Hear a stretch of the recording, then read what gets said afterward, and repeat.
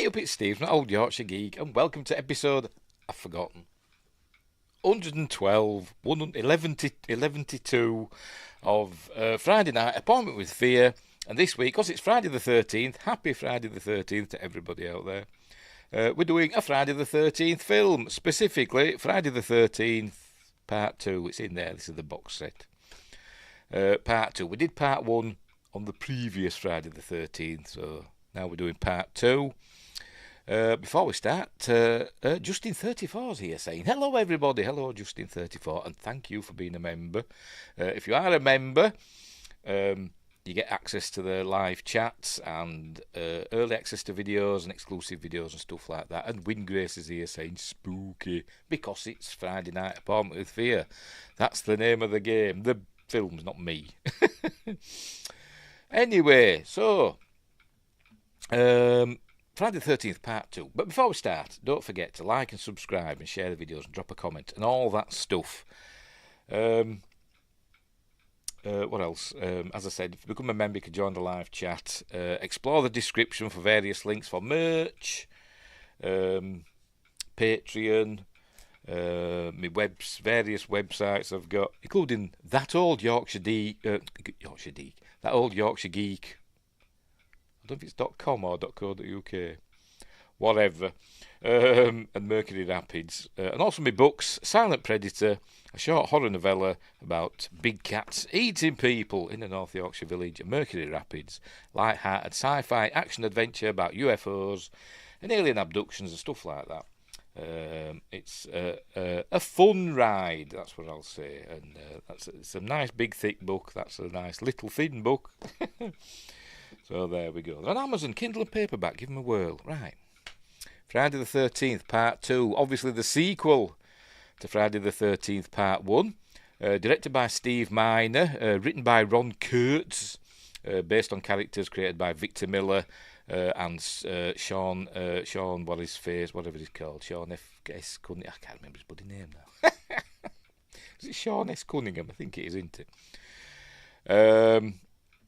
It stars, hang on, I forgot who it stars. I'm not off to a good start here. It stars Amy Steele, John Fury, Adrian King, reprising her role for a bit as Alice, the final girl from the first film. Kirsten Baker, basically loads of people we've never heard of. Who else? Oh, right, and Betsy Palmer reprises her role as Mrs. Voorhees. You'll see how as we get into the film. It had a bigger budget than the first film. It had a budget of $1.25 million. And essentially, it's all the assistants from the first film, like the assistant cameraman and all that. They all got like promotions. They all became the cinematographer and all that. So they all got bumped up because apparently nobody connected with the first film really wanted anything to do with the sequel. Sean S. Cunningham, is it S? Well, whatever, it's Sean Cunningham. Didn't want to come back to this. Victor Miller, I think he ended up suing them, didn't he? Ended up suing the production company or Paramount or whoever for the use of the Friday the 13th name, which is why the later films didn't have Friday the 13th. Instead, like Jason X and Freddy vs. Jason, another one, Final Friday and stuff like that. They didn't have Friday the 13th in the title because they couldn't use it because he was suing them. So, but anyway, it came out in 1981. It did very well at the box office for its budget, as they usually do, these slasher films. And but this was the film that kind of started the Motion Picture Association, the censors, cracking down on horror films, and it had about a minute cut, which is a lot for a horror film. The previous film, Friday the 13th, had 9 seconds cut from it at the insistence of the MPAA, or they'd given it an X certificate or whatever. This one had about a minute cut, and these I don't know if any of it's available to see. It's not on the Blu-ray. I've looked. There's no deleted scenes. Not on the one I've got anyway. So a lot of gore and stuff like that has been cut out, which is poo. But there is full frontal nudity in it, so I'm going to have to be careful as we go through the film. Anyway, right. So I'm sure I've forgotten something. I'm sure because I'm all a dither as usual. Don't know what I'm doing. Anyway, the cat's out, by the way, so she'll not be disturbing, making me get up to let her out. She's already out. So we'll probably hear her jumping up at the window soon. Right. The film. Right, so we'll get on with it. But obviously, we'll not be watching the film, obviously, because YouTube will stop the stream and all that stuff for copyright. Be watching it in a series of stills. I may play the odd little snippet and all that stuff. So there we go. Off we go. So I will full screen that baby on the other screen, and I shall make myself titchy tiny. Oh, hang on, I've got to do that and then make myself tiny. I'm going to say it. Can't remember which one. I'll press that one. I've got various down here underneath what I'm looking at. There's all various options for how to appear on screen, such as, hang on, let me add that. Such as that, or that, or that, or that. So, and I can never remember which one to press, but we'll try that. There, that one worked. I'm bloody hopeless, aren't I? Anyway, right, let's get on with it. Let's get on with it. Off we go. See if it's going to come on first. There we go. The good old Paramount logo. Good old-fashioned Paramount logo. Was it still a Gulf and Western company at this point? Let's have a look. Yes, it was. What were Gulf and Western like an oil company or something like that? I don't know. But what did they have to do with movies? Don't know.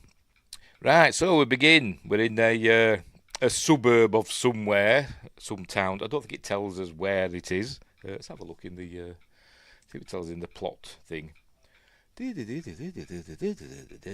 doesn't say. She's just living somewhere else. And it's several months. I think it's supposed to be 2 months after the events of the first film.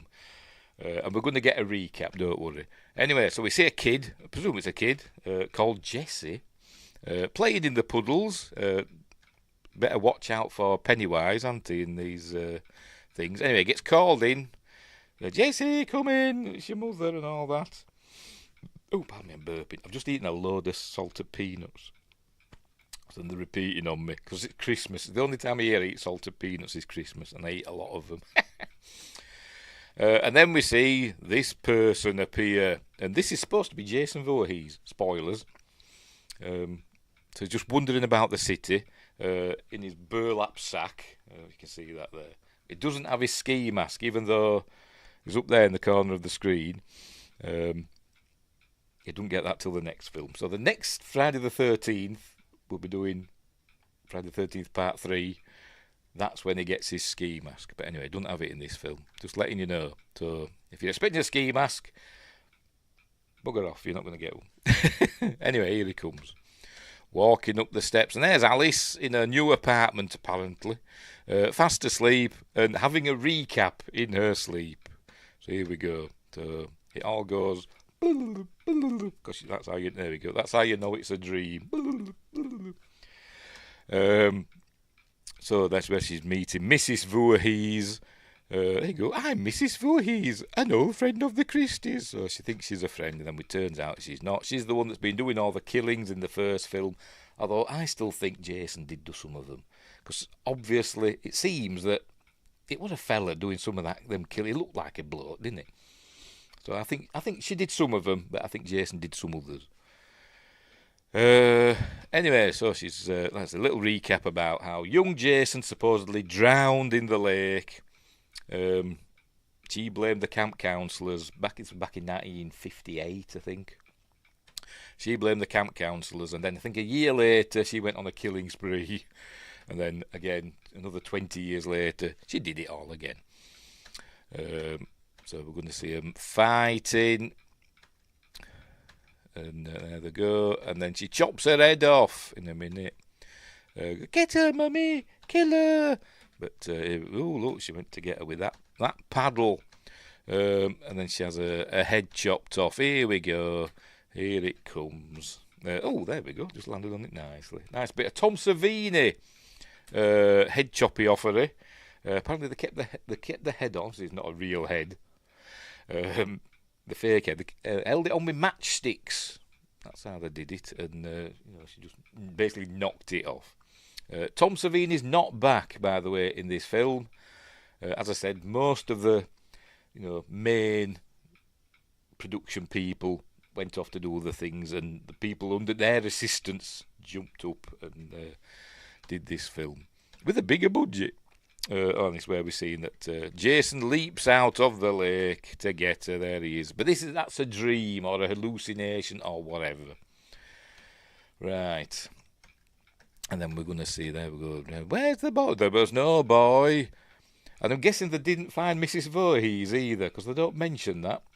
Because we'll find out later on that Jason's got part of Mrs. Voorhees. But anyway.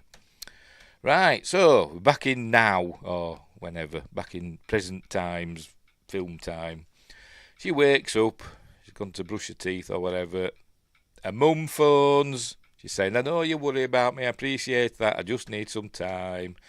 Blah, blah, blah. Actually goes on a bit. It does go on a bit. Then she's going to get in the shower.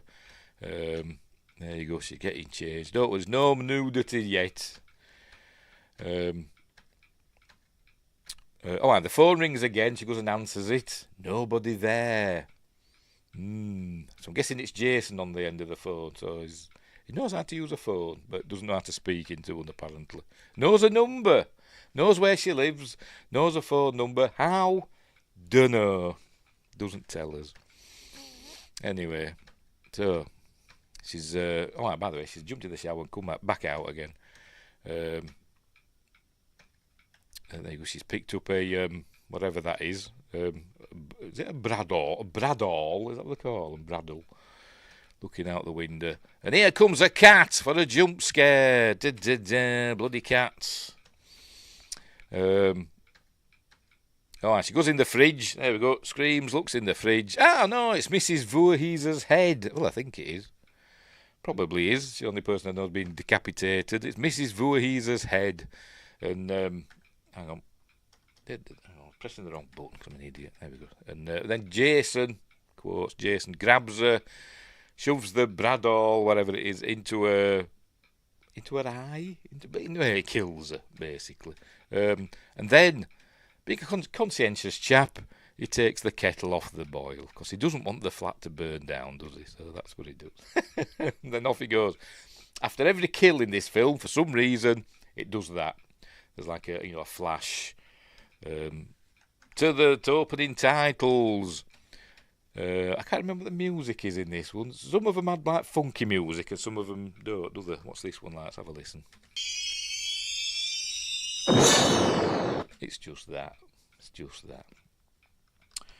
Anyway, Wingrace says, there we go. Looks like meat's back on the menu, boys. Wrong film, Wingrace. What about their legs? Don't need them, do they? Anyway, so there we go, part 2. Friday the 13th, part 2. And then we get the opening titles. There we go. Adrian King's second billing. And we don't see her again. That's it, she's done now. So that's it. I don't know who all these are. There's one actor in it, which I forgot to check. I'm sure I've seen him in V and other things. What's his name? I've forgotten the name of the character. I think it's Ted. Yes, let's have a look. Right, just let me check. I'm just checking what else he's been in. Because he's got a familiar looking face. He's been in Star Trek. Oh, I was a writer. He's written 3 episodes of Star Trek The Next Generation. Well, I didn't know that. There you go. What's his name? Stuart Charno. He's a goofy looking freak, I must admit. Sorry, I've just got to say that. But he just is. But he survives this film. He's been in the X-Files. He was in Sleepwalkers, the film. Come on, V. Were you in V? Oh, maybe it wasn't him then. No, it's not showing him. Oh, maybe it wasn't him. I thought he was one of the visitors in V going, hey, mousey, mousey. Remember that one? When they were looking for mice in these dumpsters because the visitors eat mice. I thought it was him, but it mustn't be because he's not in his IMDb. He just looks like him. But anyway, if I hadn't looked, I wouldn't have known he was a writer for Next Generation. Which ones did he write? Season 4, he wrote The Wounded, which is a good episode. In season 5, he wrote New Ground. Is that the one that got banned in Britain? About it mentions the Irish Republicans. And season 5, Ethics. That's the one with Worf in it, I think, where he wants to die. But anyway, there we go. I'll point him out when we get to him. Justin34 says, I'm a huge fan of this franchise, but losing Alice was a huge mistake. Part 3 was the disco theme, opening funky. Yeah, well, that one won it. Ted is a legend. It kind of annoys me. but he survives. He survives. One of the few people that do.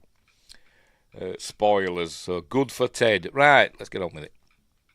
Right, off we go. Get through all these. Special makeup effects by Carl Fullerton. Music by Harry Manfredini. Directed by Steve Miner. There he is. Produced and directed by Steve Miner, who'll go on to do films like House and other stuff. Well, coming at us. Right, we begin. Don't ask me the name of any of these characters. I have no idea. Apart from Ted and I forgot her name already. the final girl. What am I like? Ginny. Ginny and Paul and Alice and Ted are the only ones I can remember. But anyway. So we're meeting 2 of them already. They're pulling up in their truck. Let's have a look. Who are these? I don't bloody know. Don't know because there's no pictures next to their names. Could be anybody. Never mind. Did it do it in a minor key? Steve Miner. Anyway, they're here. Oh, there's good old Crazy Ralph's back. There he is. You're doomed, he says. Right, so they've stopped here, parked in front of the package store and the Exxon garage. They're going to phone up Ted. There we go. We just rolled in. Sandra. So she's Sandra. Don't know who he is. How these movies go, it should have been one of those who don't make it. Exactly, yes. Pranksters don't last long. Usually, yeah.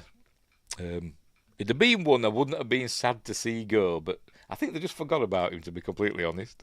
Because later on, they all bugger off into town to have some beers and stuff, and he doesn't go back with them. So he's safe.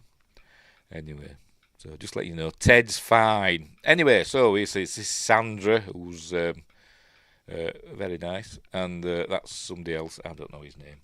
But while they're on the phone, their truck is getting towed. Look, this is pulling up in front of them, and the truck's getting towed away. Crazy Ralph comes over and tells them they're doomed. There you go. You're all doomed. Doomed, I say. Anyway, there you go. It's off. It's getting towed. Oh, look. Anyway, it turns out it's all a prank by Ted. There he is. There's Ted. Look, they're all being all friends and laughing. He's all goofy and lanky and ginger. And, he should have been the first to go, really, shouldn't he? In the logic of these films, but he ain't.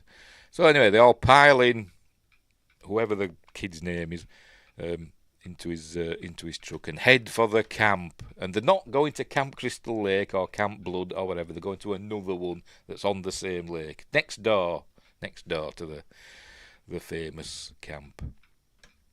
Anyway, so they've got a tree's fallen over, so they've got to deal with that. They're being watched from the woods. She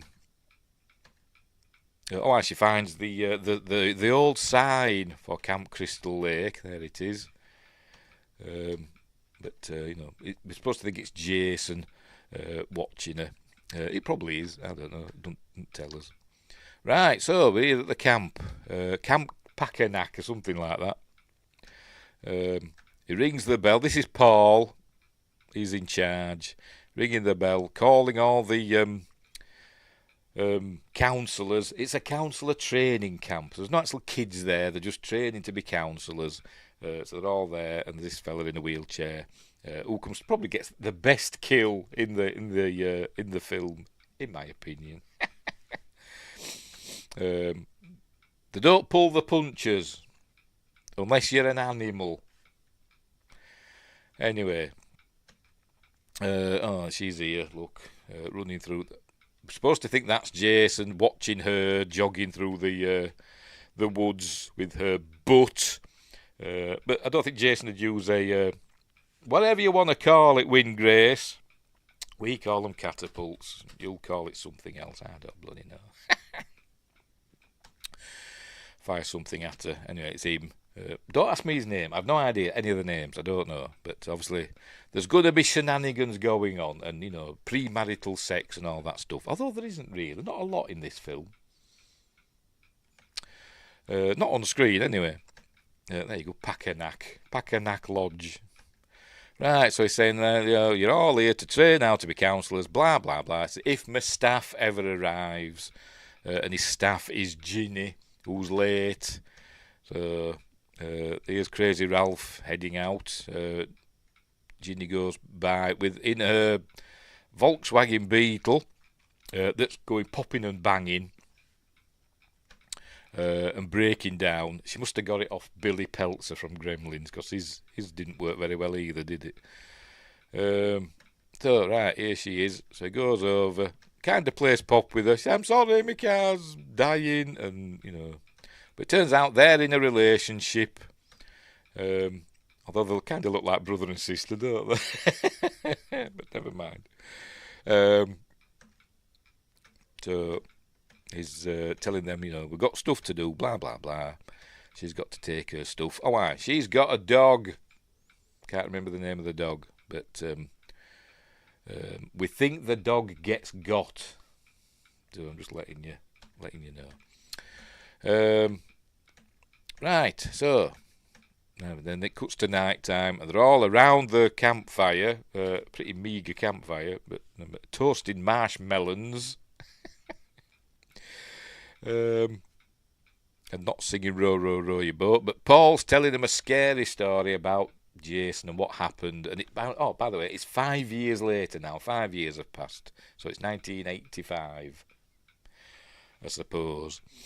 5 years have passed since the events of the first film. It's telling them all about that. The story is that Jason's still in the woods somewhere, that he saw his mother beheaded that night, and that he went and got Alice, the girl that had survived. 2 months later, tracked her down and killed her. And they never found... No, she disappeared, that was it. She disappeared, but her apartment was covered in blood, but they never found her. Right, so that's what they're saying. And then... it says, doubt seeking revenge on all those who come close to Camp Crystal Lake, blah, blah, blah. And then Ted jumps out to scare him, as a scary man with a spear, with Chekhov's spear. And there's look, I'm goofy, whatever. Right, so there he goes. He's putting his spear in his mask. Let's see how goofy he is. Christ. Why, he's into electronics as well. They've got some 1981 electronic toys, hockey and football or something. The fella that's in the wheelchair, obviously he's got strong arms, so he's beating everyone at arm wrestling. Oh, why, by the way, earlier on, when we saw him in the wheelchair earlier on, let's go back again a minute.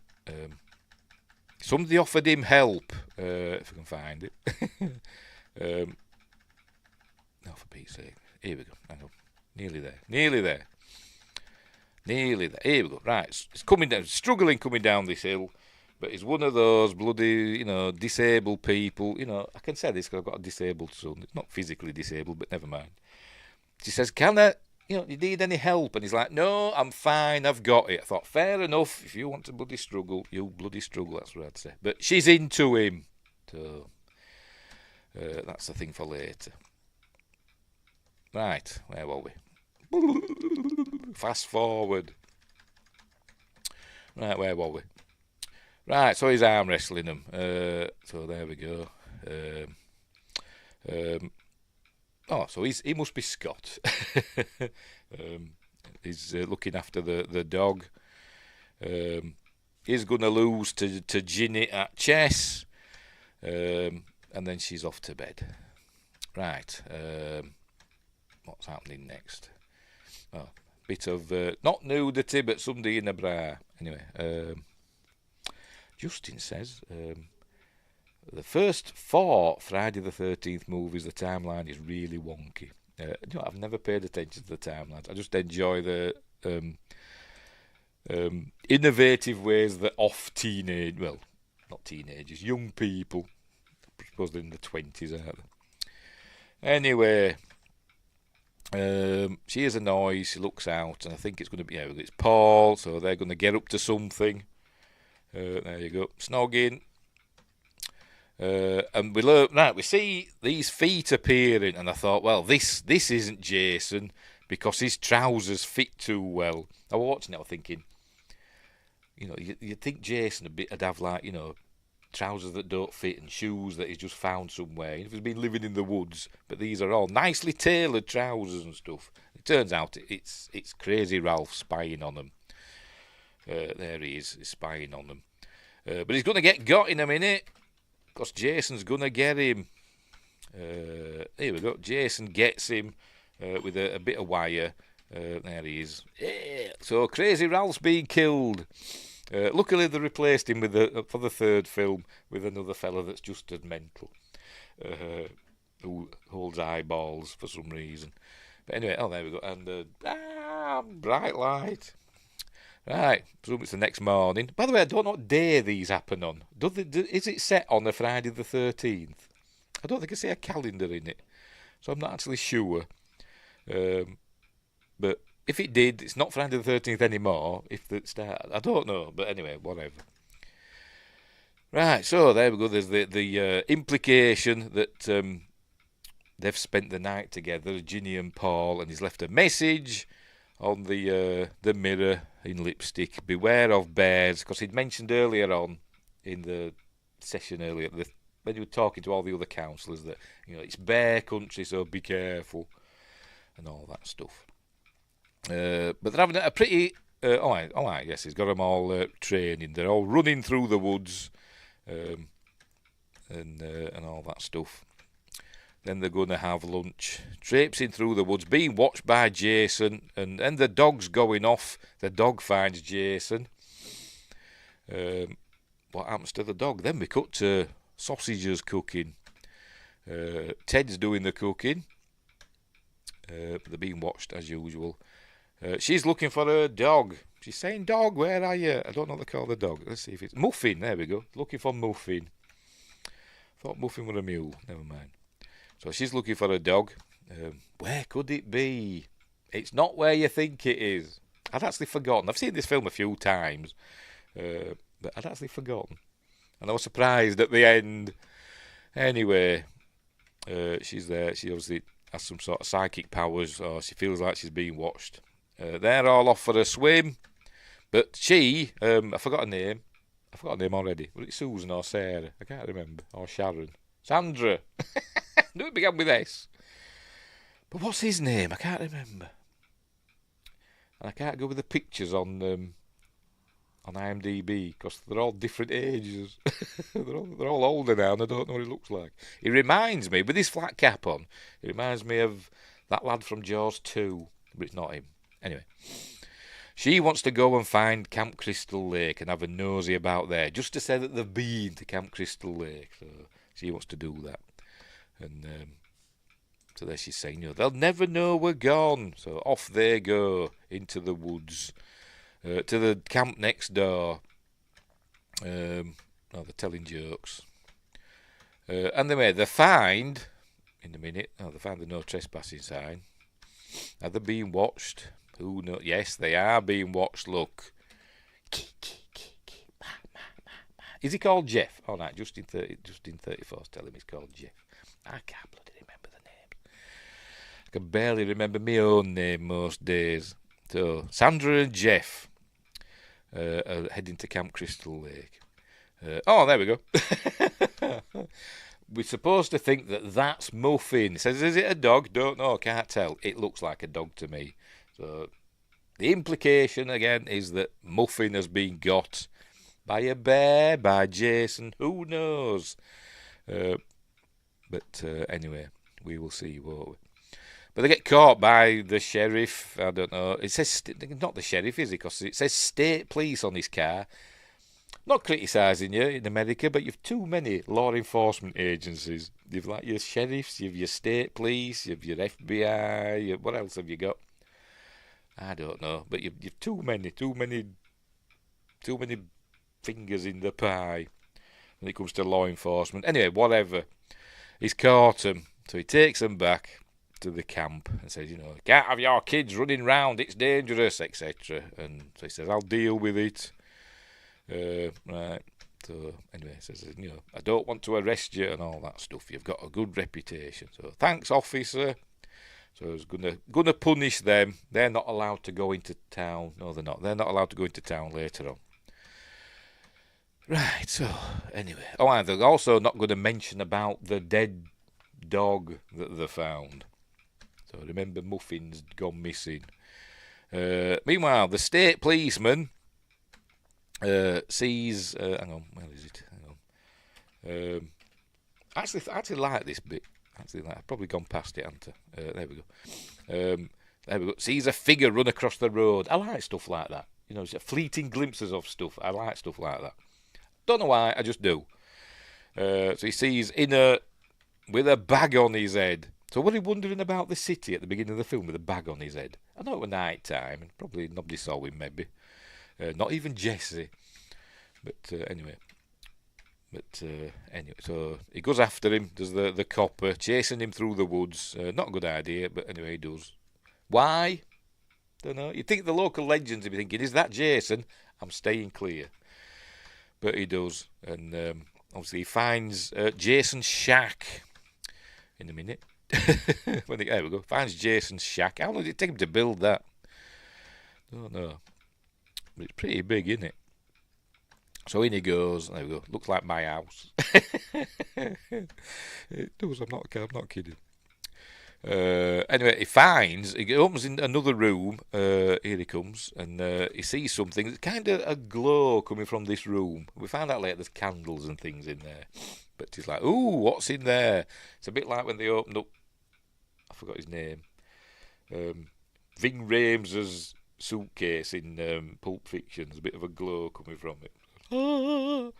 But he's not going to have chance to enjoy it because Jason's going to get him with a hammer, whatever. It's hammer time. In the head. So that's the end of the copper. And no other coppers come looking for him. Maybe you want a real policeman.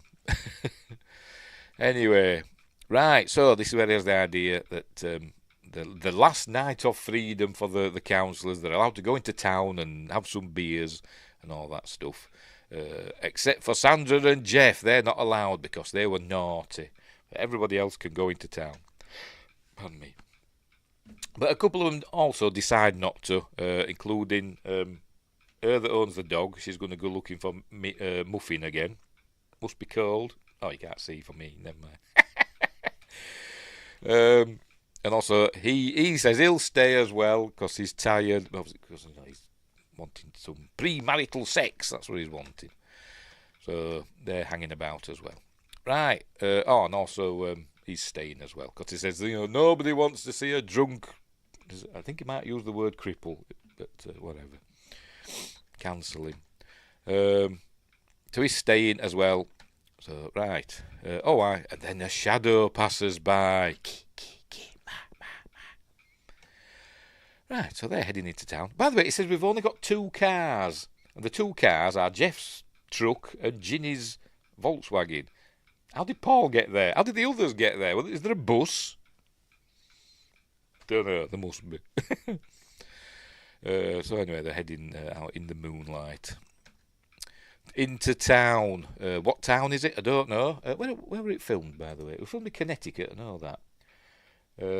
Camp Kenwood in Kent, Connecticut is the camp next to Camp Crystal Lake, so Camp Packanack then.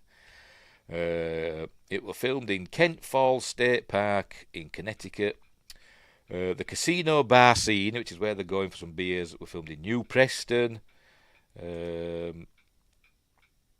Alice's house that we saw at the beginning was in Waterbury in Connecticut, demolished in 2017. Oh dear.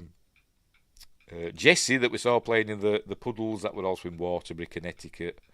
And that's about it, really. The Mrs. Voorhees scene, spoilers, which we see at the end, that were filmed in Los Angeles. But you only see her head. She just does some talking. Right. Let's make sure we're still going. Make sure we're still going and everything's hunky-dory. Yeah, it is. Right. Hang on. Why does Rumble never keep up with the live stream? You've always got to keep clicking on the little live button to catch it up. Come on, Rumble, sort yourself out. Right, so I don't know what she's called either, but she's obviously some sort of fitness expert because she's always walking about showing her midriff. But she's looking for her dog, Muffin. She's calling out, Muffin, Muffin. But then she decides instead she's going to take all the clothes off and go for a midnight swim. Anyway, they're arriving at the casino bar. After this movie, it says just that they were filmed mainly in California or Canada. There you go. There you go. Canada's cheaper, isn't it? California's warmer. That's a lake at night. I don't know when it was filmed, what months were it filmed? Oh, it filmed October to November 1980 it was filmed. So imagine her going in that water that we're going to see in a minute that I'm going to have to be careful with. In October and November in Connecticut. Bloody freezing. Anyway, right, they're all arriving. They're going to go in and get some beers. But anyway, there you go. She's going to head into the water. I'm going to have to be quick here because she takes all of her clothes off. Oh, yeah, you get in. There we go. Takes all of her clothes off and heads into the water. It's blooming freezing. She's a trooper. I hope she got paid well. So in she goes. They're still armed. So all they can do is bloody arm wrestle. By the way, he keeps telling her, because she's obviously into him. She keeps, flirting with him, and he keeps saying, "I'm in training." Don't tell us what he's in training for. Don't know. But anyway. He's beating everybody at arm wrestling. Jeff cheats to beat him, uses both his arms. But anyway, Sandra comes along and says, "Come on, let's go upstairs and have some premarital sex. Because we're fans of premarital sex." That's a Jason X thing. Anyway, so she's got her to himself. She's going to play Ted's electronic games. Hey, steady on. Ooh, that were close, wasn't it? She's still swimming. Somebody steals her clothes. It's obviously not Jason, because Jason doesn't wear shirts like that, does he? It's obviously the other fella that Justin's going to tell me his name in a minute. Is it Scott? Don't know. Might be. Anyway, I'm going to have to be careful here as well. Oh, my, says Wingrace. Said he goes for Rigel 7. Anyway, so she comes out of the water. I'm going to have to be careful here now, because this is where we see the full frontal nudity. Bless her, but I'm going to have to be careful. So out she comes. For Pete's sake. Yeah. And she comes out, she's covering up her boobs like that, but you can see everything else. Well, Scott, whatever he is. Yeah, Scott and Terry. See, I told you. Tell us. Scott and Terry. Scott can see everything else, so she's like, "Give me my clothes back," and he runs off. He runs off into the woods. Hey, and Pete's sake. So she goes running after him. She goes running after him, but it gets caught in a trap. It's caught in a trap. There he is. And he blames Paul. I don't know who's done this trap. Has Jason done it? He says Paul and his traps or whatever. They go, Paul, him and his wilderness bull poop. Don't know. But, she's shocked. So he says, "I'll go and get a knife and cut you down." Says, "I should leave you here, to teach you a lesson. But I'll have to go and get a knife." And she goes rummaging about for a knife in a minute. And, here she goes. And why does she just go to the kitchen? She goes rummaging about. I presume this is her shack. No, not shack. Chalet, whatever they call them. Cabin. That's the word. I presume this is her cabin. Why don't you just go to the kitchen? There'll be plenty of knives in the kitchen, won't there? But anyway, she must know what she's looking for. But he hears footsteps. There we go. And he thinks it's somebody, but it's not. It's Jason. And he cuts his throat. I think with the blunt part of the knife. I'm sure he did, but never mind. So that's the end of Scott. Anyway, she's rooting about. And here she goes. She's rummaging this bag, and she finds a Swiss Army knife. There we go. TM. I said, why don't you just go to the kitchen? There'll be plenty of knives there. Anyway. And she goes back. She says, I'm back, Scott. But he's dead, obviously. So she screams and turns round and meets, I presume, Jason. Because I think now we get a... Oh, no, we don't. I thought we got a white thing, a flash white, but we didn't get one, did we? Did we get one? I'm going to have to check back now. When Scott got his throat cut. Let's have a look. No, I don't think it did it? No, it just cuts. No. We didn't get a flash white screen, did we? Wonder if they forgot. Anyway. So she screams, so we presume Terry's being got as well. Spoilers, we don't actually find out until the very end of the film what's happened to Terry. Anyway, they're in the bar, the casino bar, and they're playing music and stuff. It's a good old country and western band, I think. Like that. Giving it all that. Anyway, Justin34 says, little info. That was a composer and playing guitar. Is that Harry Manfredini? Cool. Playing his Fender. I wish I could play a guitar. I've actually got 2 guitars and I can't play them. I've even got a violin. Can't play that bugger either. I'm tone deaf. Anyway. But I have, dreams. Anyway. Where were we? Right, so they're in the bar. Drinking and dancing and having a good old time. Drinking Budweisers, it seems. Everybody drink. Oh no, he's drinking other things, isn't he? Ted says he's collecting the bottles. Why? Don't know. Don't tell us. I don't think it does, but maybe it does. Maybe I've forgotten and missed it. I think she likes you. Oh, I think she likes me too. No, Ted, she doesn't. Believe me, we've all been there. A barmaid smiles at you. You think, I'm in there. No, you're not. You're not, mate. It's her job. Anyway, I'd have a little chat about what happened at Camp Crystal Lake, and obviously the boys don't believe the stories, but Ginny does. She says maybe he is out there. What would he be like now, living all by himself in the woods? He'd be some kind of big psycho and all that stuff. So, but they laugh it off, and Ginny and Paul heading back to the camp, and they leave Ted there. Thank goodness for Ted. Is that a big turkey there? Maybe it is. I don't know. This is whoever he is. Justin34, help me out. Playing I think he's still playing one of the games. Somebody's watching him through the window by the look. Yep. Somebody's watching Sandra and Jeff. They're going to get down to it in a bit. There we go. They're heading upstairs. Oh, as we learn... does she say his name? Mark. There we go, Mark. She's asking what happened to his legs. Why is he in a wheelchair? And he says he's in a motorcycle accident. And the doctors say he'll never walk again. But he says, I will. But he's not doing much to train his legs, is he? He's doing arm wrestling. Should be doing leg wrestling. But never mind. Anyway, so she says she's into him. Oh, she's going to smoke a joint as well. So that means they're doomed. They're getting down to it.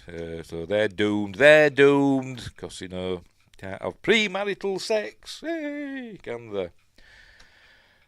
But before that, she's got to go and get some things. Because she says, let's go and find a cabin and we'll do it.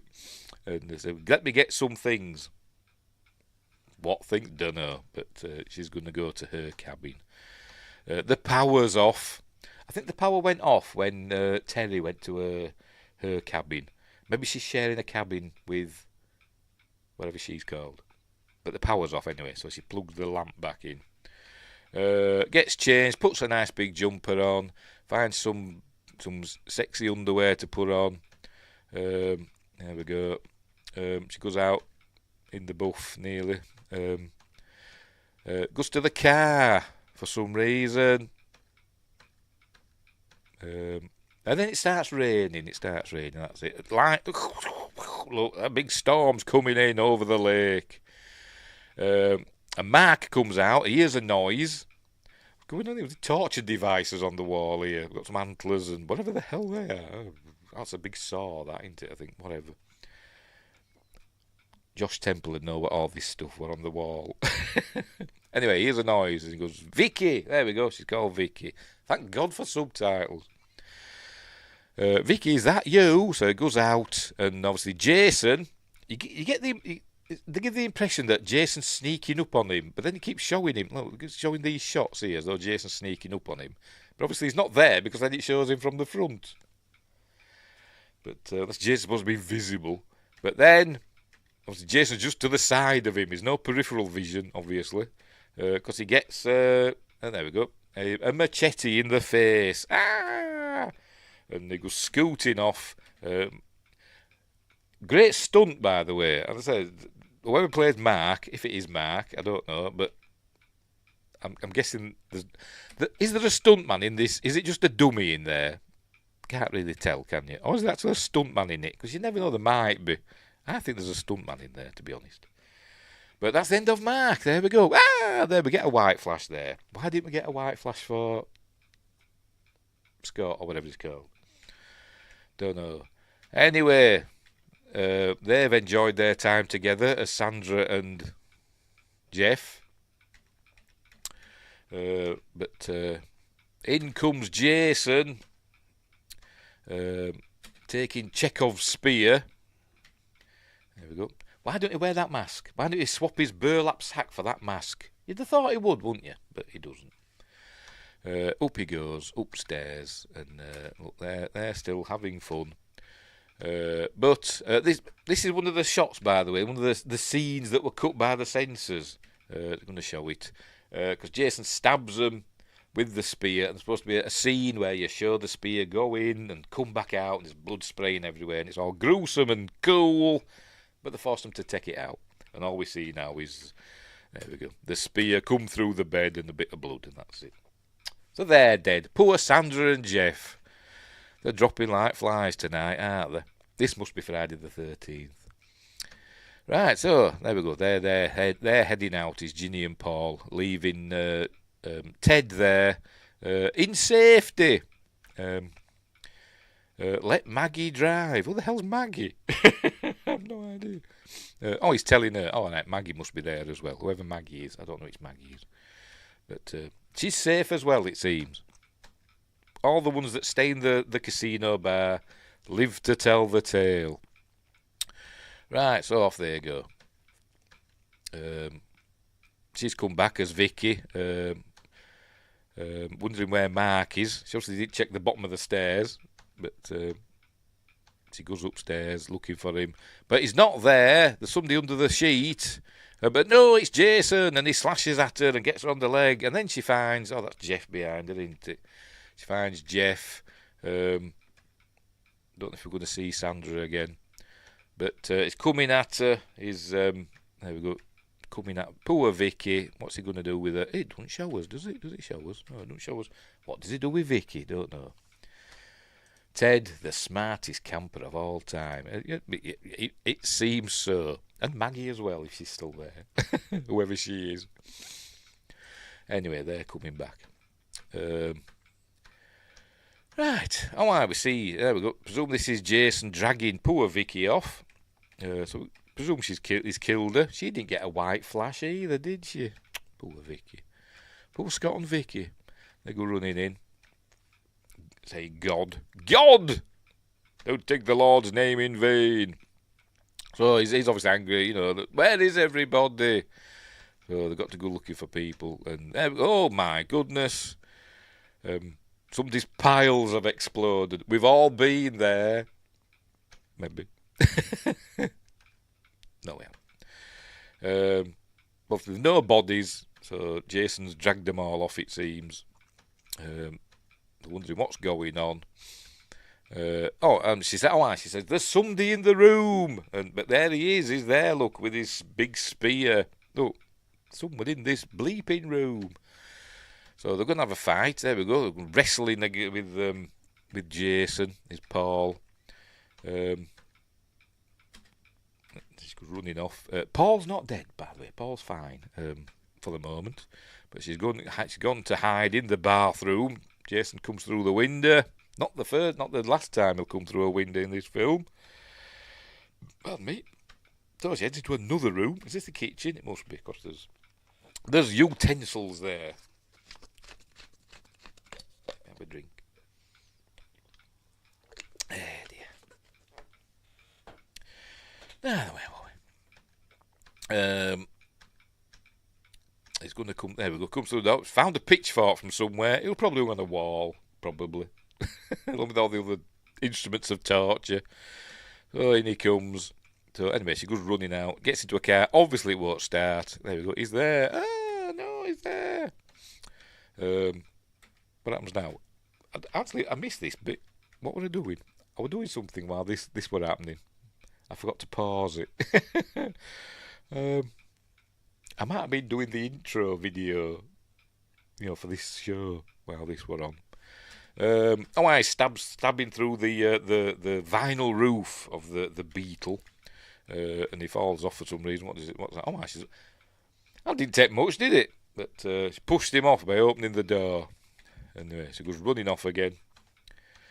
She's running into the woods now, and I think she found... Oh, no, not yet. In a minute.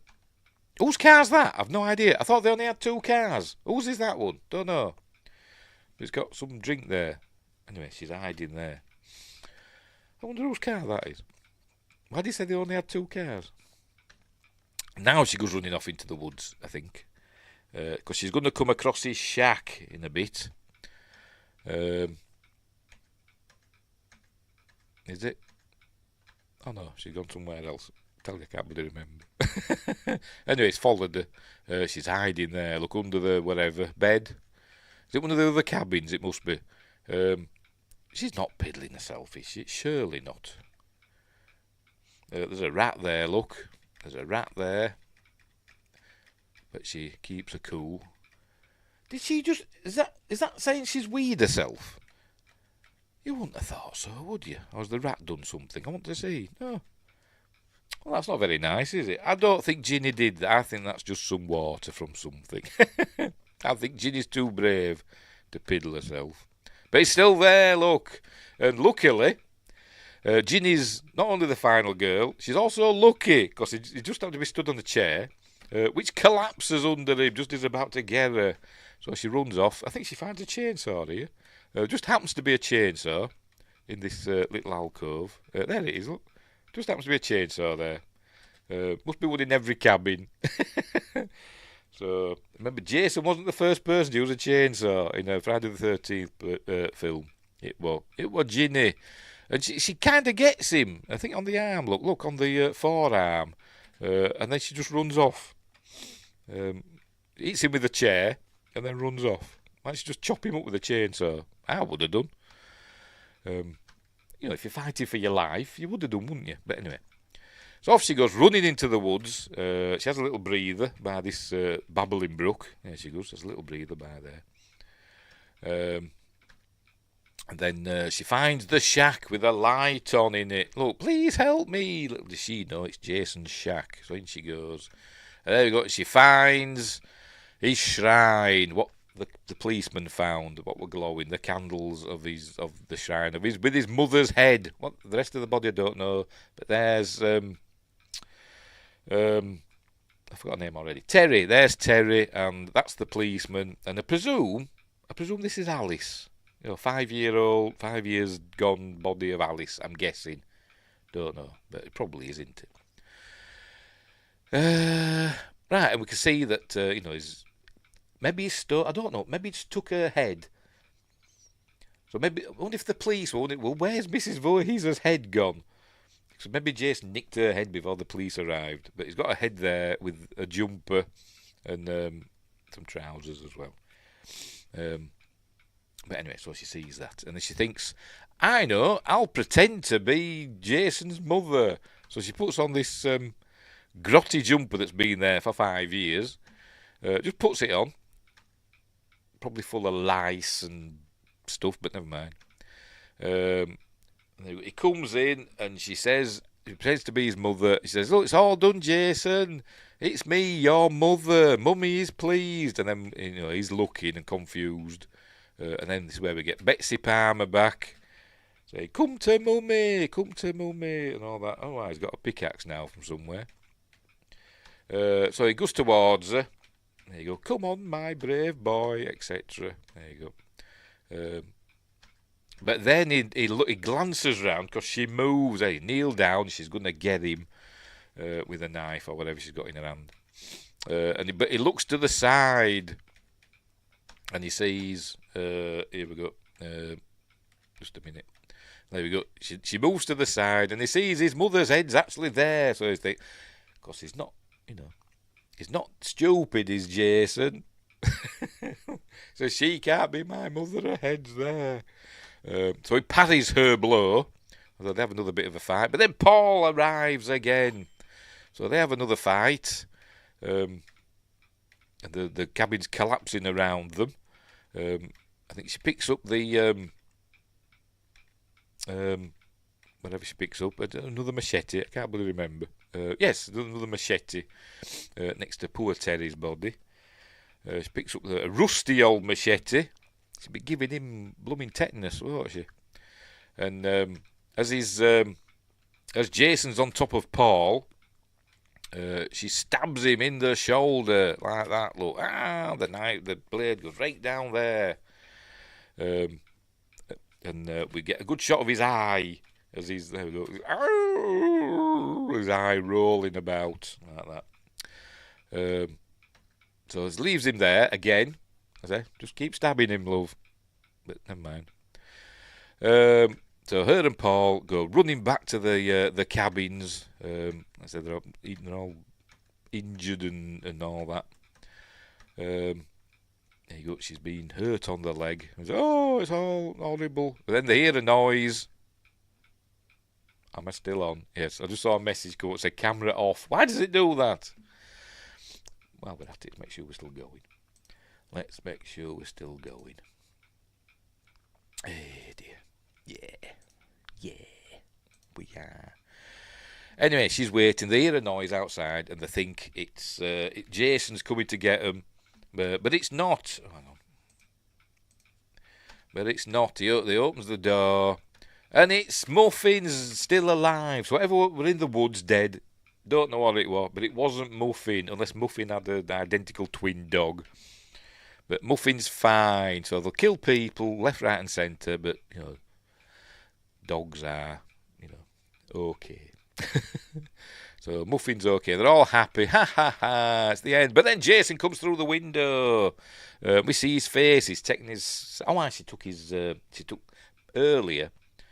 While they were on the floor, she took his sack off his head. And now we're getting a look at his face. Who plays Jason in this? I've forgotten. Waddington Gillette. Cool name. That's who's playing Jason in this.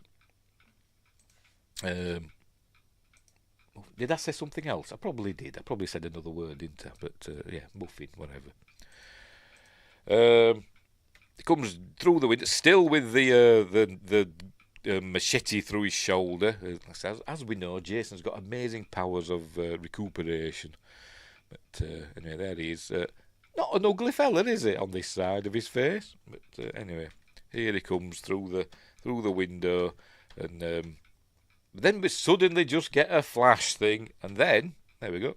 It's over. Apparently there were a scene. The scene carried on. And I've forgotten what they said happened, but Paul fought him or not. I think Paul gets killed, in that scene. And she does other stuff. Hang on, let me see if I can find it. not find the scene, but find the description of it.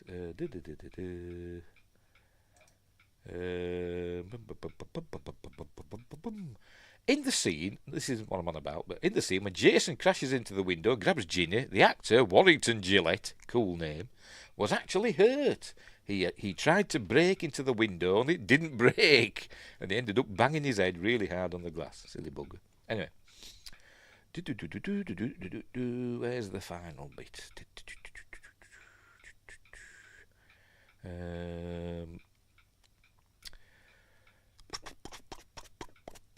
Apparently, I didn't know this, but I've not seen that film, so I don't know. Jason in this film is dressed to look exactly the same as the hooded burlap sack killer from The Town That Dreaded Sundowns from 1976.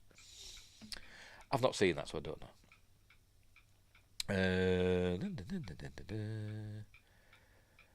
I'm trying to find this, if it tells us what this last scene was. There's supposed to be more to this last scene, and I think it was supposed to be quite gory, but they cut it out for some reason because of the MPAA. It got another one of the scenes that got cut. According to IMDb, 48 seconds, but in the documentary I watched today, it said a minute, but whatever. It got cut out. So they just cut. They just do a flash cut to the aftermath. And Ginny's the final girl. She's survived, and we don't know what's happened to Paul.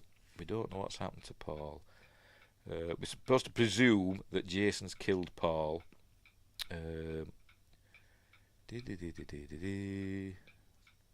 Why, that's it. I remember now. Yes, I remember now. The ending was supposed to... hang on. No, you said Muffin. Did it? Oh, no, whatever. Steve Dash also played Jason in the mask scenes. Yes, it says here, in one of the IMDb trivia things, it says that he injured himself. He broke his ribs. If I can find it. Yeah, Steve Dash. Where is it? I've lost it. Where is it? When they were running through the woods, he played him when they were running through the woods. Oh, here we go.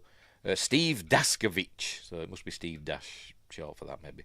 Ended up falling on the pickaxe and breaking his ribs when they were running through the woods. Anyway. And another time he was knocked out.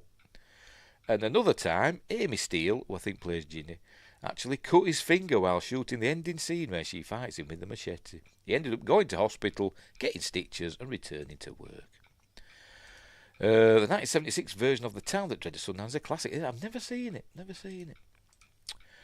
And I've heard of it, obviously, but I've never got round to watching it. I'll have to change that and give it a watch. Anyway, what was I saying? Oh, yes, just remembered. The end scene was supposed to, it was supposed to end where I think Paul's being killed. Can't remember what's supposed to happen to Ginny, but it's supposed to it goes back to Jason's shack with Mrs. Voorheese's head, and the camera's supposed to go in, and a disembodied head, opens her eyes and smiles, and they thought it looked stupid, so they didn't bother with that. But I thought it was supposed to be another thing as well. See if I can find it. Oh, pardon me. I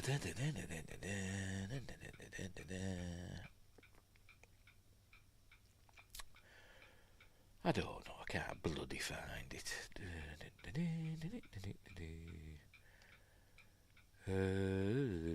Yeah, in a deleted part of the ending, after the camera has completely zoomed in on Mrs. Voorheese's head, her eyes open and she smiles at us, indicating that Jason has killed Paul.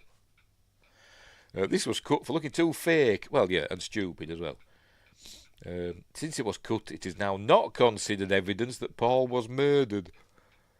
Well, what does her smiling have to do with Paul being murdered? But anyway, I think there's supposed to be something else as well. That find out what happened to Paul. I can't remember what they said.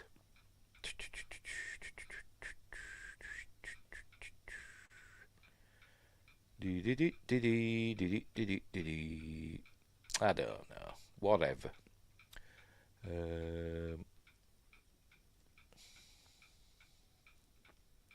bear with me. Jason very likely had Proteus syndrome, a rare genetic disorder that Joseph Merrick, known publicly as the Elephant Man, had. Anyway.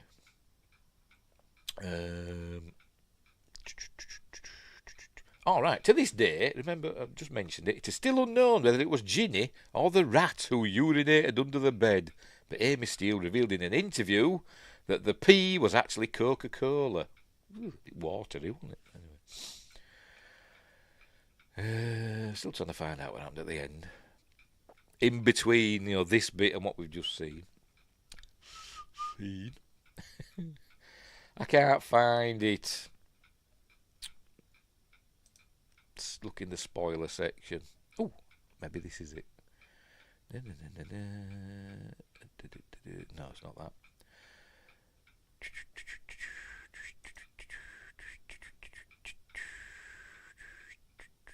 Nine people are killed in this film, plus one character presumed dead, but it's unconfirmed. It says, there's others as well, maybe up to 12. Anyway, I don't know. Anyway, whatever. Right, so it's cut to this. Hang on. Justin says, I like to believe Paul lives, and part 3 kind of says he did survive. Can't remember. But anyway, so last thing we saw, Jason and Paul were fighting. And then there's a flash. Jason jumped through the window, grabbed Ginny. We knew Paul was still. Presume Paul was still alive, so presume he jumped up to save Ginny. Then there's a flash cut, and then it's the next day, Saturday the 15th, 14th.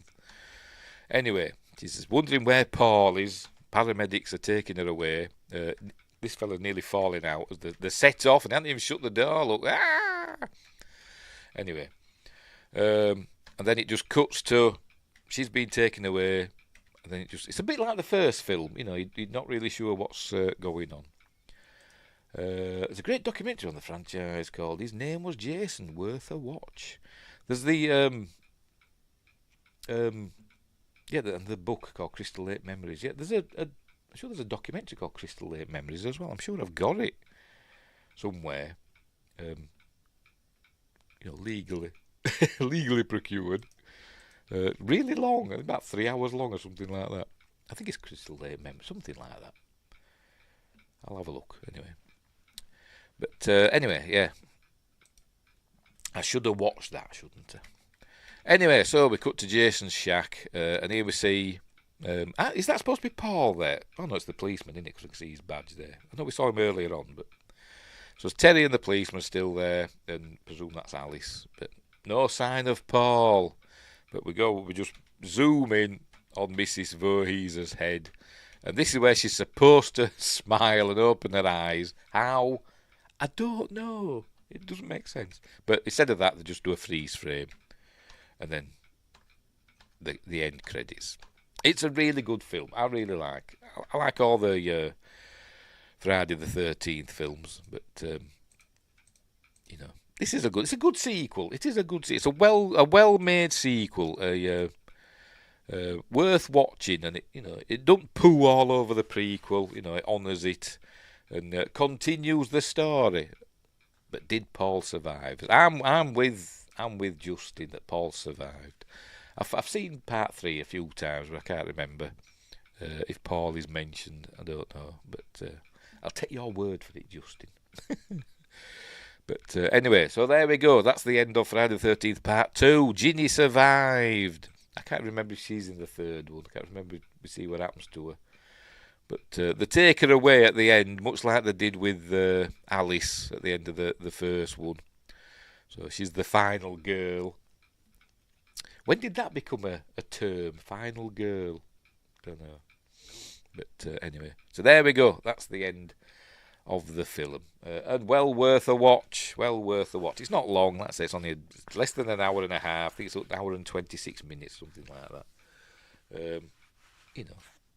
And it's fun. There's some good kills in it, and I just wish there were an uncut version, because I said like 48 seconds to a minute was edited out because of the blooming MPAA.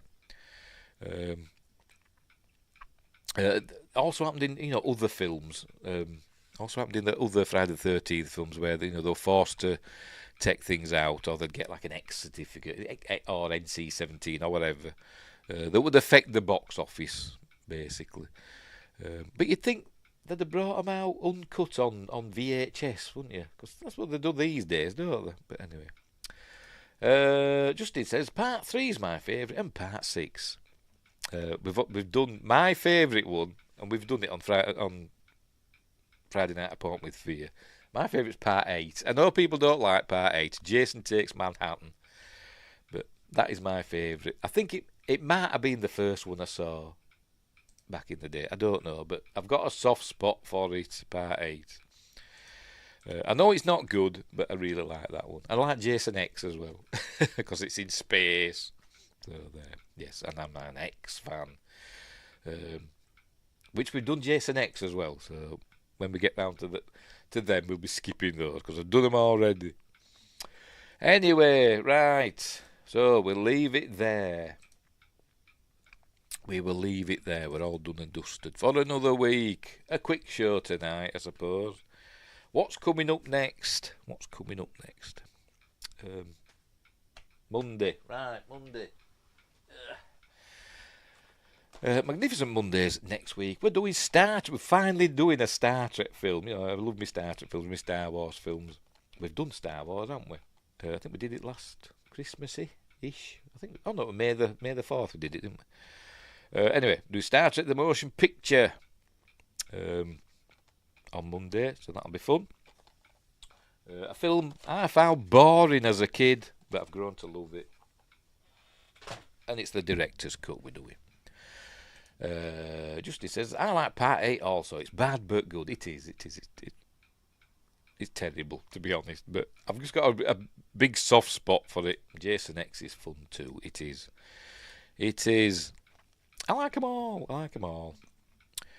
Right, so we're all done and dusted. I haven't decided what next week's Friday Night Appointment with Fear is yet. I don't think I have anyway. No, I haven't. But I'll think of something. Right, so we'll leave it there. So thanks Justin and Windgrace for keeping me company while I waffle on about this film that you should all run out and watch now while Friday the 13th is still going on.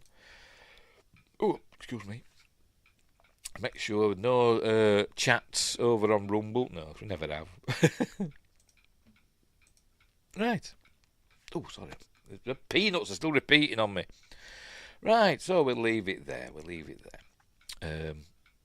So, thanks for watching, wherever you are. Don't have nightmares. Look after each other. Watch what you're doing for the rest of this Friday the 13th. Don't be tripping up and having accidents and stuff like that. Always a good time with all of you, says Justin. Yes, and I'm glad you were here to tell me about the film, because I forgot to do research. I watched the film earlier on, and I watched the meagre documentaries that's on the Blu-ray.